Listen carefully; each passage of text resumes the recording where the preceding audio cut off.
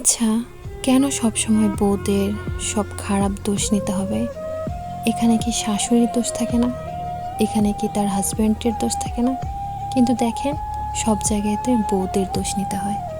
এই যে ACP police officer পলাশ হত্যার, যা রীতিমতো সোশ্যাল মিডিয়ায় ভাইরাল হয়ে গেছে দেখলাম, সেটা দেখার পরে আমার একটাই কথা মনে হলো, এর পেছনে কি শুধু বউয়ের দোষ?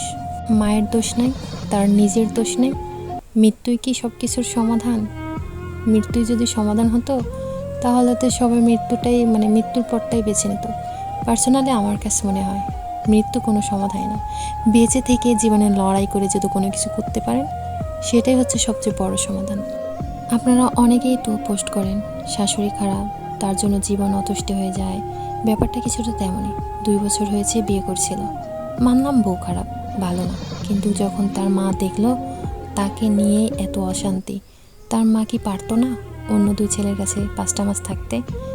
বাড়িতে তাদের বিশাল বিল্ডিং, কোনো অভাব নাই, 3 ছেলে, জীবনে সফল, টাকা পয়সার কমতি নেই। কিন্তু না, উনি সব শেষ হয়ে যাবে, তবুও ছেলেকে ছাড়বে না। ছেলেটা সারাদিন পর অফিস থেকে ফিরলে মা ছেলেকে ছাড়ে না। মায়ের ব্যথার গল্প, ছোটবেলার গল্প, না খেয়ে না দিয়ে মানুষ করছে তার গল্প। আর এদিকে তার বইয়ের সাথে ঘুরে যাইতে যাইতে রাত্রে 1টা বাজে, হয়তো বা তার বেশি কম হতে পারে। তার বউ তো এক্সপেক্ট করে সে স্বামীর সাথে একটু কথা বলবে। যখনই ঘুরতে যাবে, সব জায়গাতে তার মার জোর করে যাওয়া লাগবে। অন্য ছেলেদের কাছে এসবগুলো তো কোনো পাত্তা পেত না, সেজন্য সে সবসময় ছোট ছেলের কাছেই থাকতো। অন্য ছেলে ও তার বউদের সাথেও সম্পর্ক ভালো ছিল না, আমি যতটুকু ভিডিও ঘাটাঘাটি করে দেখলাম আর কি। অন্য ছেলেরা মায়ের অন্যায় আবদারের বিরুদ্ধে কথা বললেও পলাশ নামের সেই অফিসারটা কথা বলতে পারতো না, কারণ মা বলতে তো অন্ধ ছিল। আরও অনেক কথা হয়, আসলে এগুলো প্রত্যেকটা মা ভক্ত ছেলে বা প্রত্যেকটা সংসারে হয়ে থাকবে। পলাশ অফিসারের ভাইয়ের একটা ইন্টারভিউ দেখলাম, সেখানে বলছে সে নাকি তার ভাইয়ের বউকে বোঝাইছিল শাশুড়িরা এমনই হয়, তাদের সাথে মানিয়ে চলতে হয়। তাহলে এই কথাগুলো নিজের বউকে বলতে পারেননি কেন?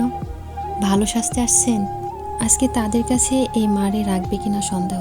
অথচ দেখেন কত বড় জোর গলায় কতগুলো কথা বলে গেল তার ভাইয়ের বউকে নিয়ে। নিজের বউর দিকে একটা বড় কথা বলেন, আসলে আমরা এমনই। আর একটা সংসারে ডিভোর্স হওয়ার পিছনে বলেন, বা সংসারে কেউ ছেলের বউ আত্মহত্যা বলেন বা ছেলের আত্মহত্যা বলেন, সব কিছুর পেছনে কিন্তু একটা মানুষই দায়ী সবচেয়ে বেশি, সেটা মনে করবো আমি শাশুড়ি। কারণ যখন একটা ছেলের বউ বাসায় আসে, তখন সে ছেলের বউকে নিজের মেয়ে না ভাবে প্রতিদ্বন্দ্বী ভাবে। আর এই কারণেই দেখবেন প্রতিটা সংসারে অশান্তি হয়, শেষ পর্যন্ত কারো কারো বিচ্ছেদ হয় বা এরকমভাবে পলাশের মতন মৃত্যু ঘটে।